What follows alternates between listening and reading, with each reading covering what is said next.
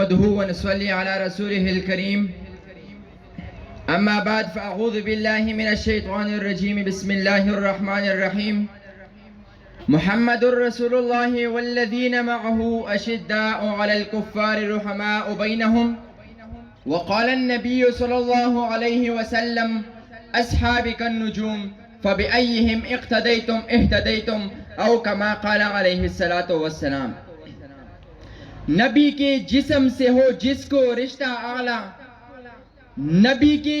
جسم سے ہو جس کو رشتہ اعلیٰ،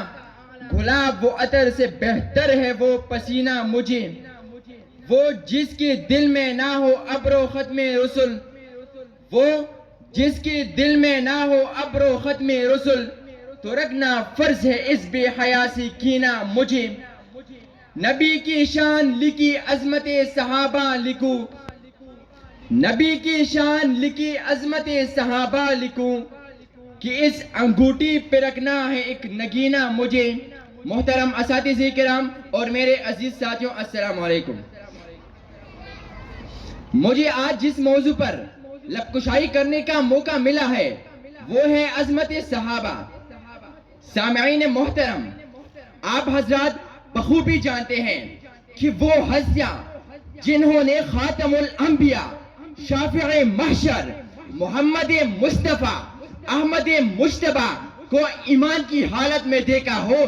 اور ایمان ہی کی حالت میں ان کے موت آئے ہو، تو ایسے خوش نصیب اور خوش قسمت حضرات کو صحابہ رسول کہتے ہیں. اور یہ بات بھی روزی روشن کی طرح واضح ہے کہ صحابہ کرام رضی اللہ تعالیٰ عنہم دین کی بنیاد ہے، سچے اور پکی دیندار ہے، رضا خدا کی طلبگار ہے، رسول خدا کی تابعدار ہے، دین اسلام کے وفادار ہے، آپس میں مہربان اور کفار پر زوردار ہے،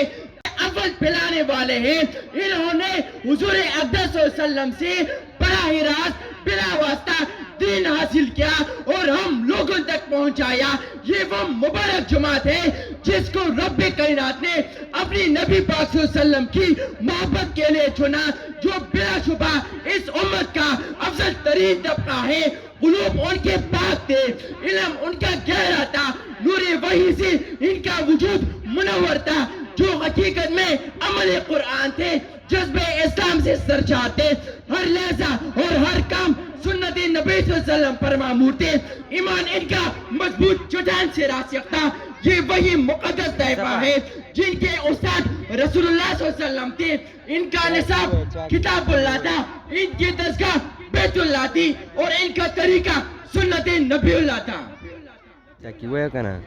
معزز سامعین، یہی وجہ ہے کہ رب کریم نے اپنے کلام مقدس میں صحابہ کرام رضی اللہ تعالیٰ عنہم کی اس برگزیدہ جماعت کو کہیں اولئک هم المفلحون کہا، اور کہیں اولئک هم المؤمنون حقا سے متصف کیا، اور کہیں اولئک هم المؤمنون حقا سے پکارا، اور کہیں اولئک هم الراشدون کے وصف سے یاد کیا، اور کہیں اولئک الذین امتحن اللہ قلوبہم للتقوی کہہ کر ان کی تقوی کی گواہی دی، اور کہیں ذالک رضی اللہ عنہم ورضوا عنہ سے مخاطب کیا. آخر ایسا کیوں نہ ہو، یہ وہی صحابہ ہے جو زبان کے پکے اور قول کے سچے تھے، حیات کی پی کر عفت و عظمت کی تصویر تھے، جنہوں نے ابھی نبی صلی اللہ علیہ وسلم کی آبرو کی خاطر، اسلام کی عظمت کی خاطر، اللہ کی پوری دین کو دنیا میں پھیلانے کی خاطر اپنے بیووں کو بیوہ کروایا، اپنی اولاد کو یتیم کروایا، گھر سے بکر ہو کر، وطن سے بے وطن ہو کر پوری دنیا میں اسلامی پرچم لہرایا. نعرہ تکبیر. میرے محبوب پیغمبر صلی اللہ علیہ وسلم نے فرمایا میرے صحابہ ستانوں کی مانند ہیں، ان میں سے جس کی بھی ابتدا کرو گے ہدایت پالو گے. اور ایک جگہ فرمایا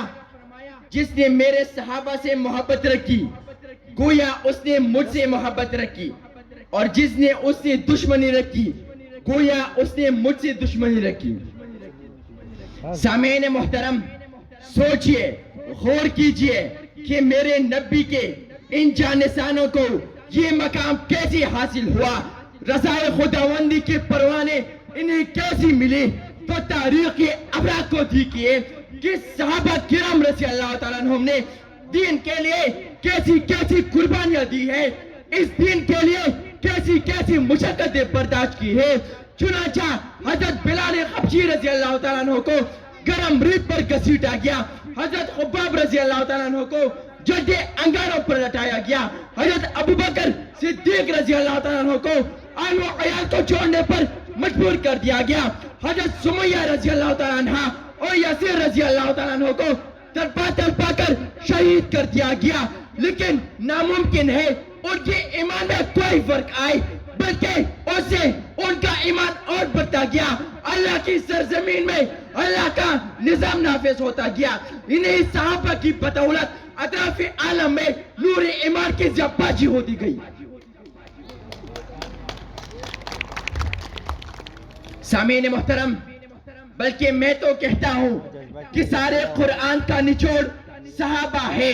سارے انبیاء کی سیرتوں کا نچوڑ صحابہ ہے, پیغمبر کی مکی زندگی کا نچوڑ صحابہ ہے, نبی کے گفتار کے نچوڑ صحابہ ہے, نبی صلی اللہ علیہ وسلم کی کردار کے نچوڑ صحابہ ہے. بلکہ میں ایک قدم آگے بڑھ کر کہتا ہوں, میرے محبوب پیغمبر صلی اللہ علیہ وسلم رب کی ربوبیت کے خلاصہ ہے, اور صحابہ کرام رضی اللہ تعالیٰ عنہم حضور صلی اللہ علیہ وسلم کی نبوت کے خلاصہ ہے. میں اپنے تقریر کا اختتام اس شعر پہ کرنا چاہتا ہوں, خدا نے خود جنہیں بخشا راسمندی کا پروانہ, خدا نے خود جنہیں بخشا راسمندی کا پروانہ, انہیں پر باز نادان کچھ گڑا کرتے ہیں افسانہ. خدا کے رائے سے بھی منحرف تو ہے معاذ اللہ, خدا کے رائے سے بھی منحرف تو ہے معاذ اللہ, میں کہہ دوں کیوں نہ اے ظالم تجھے پر حق سے بگانا, وما علینا الا البلاغ.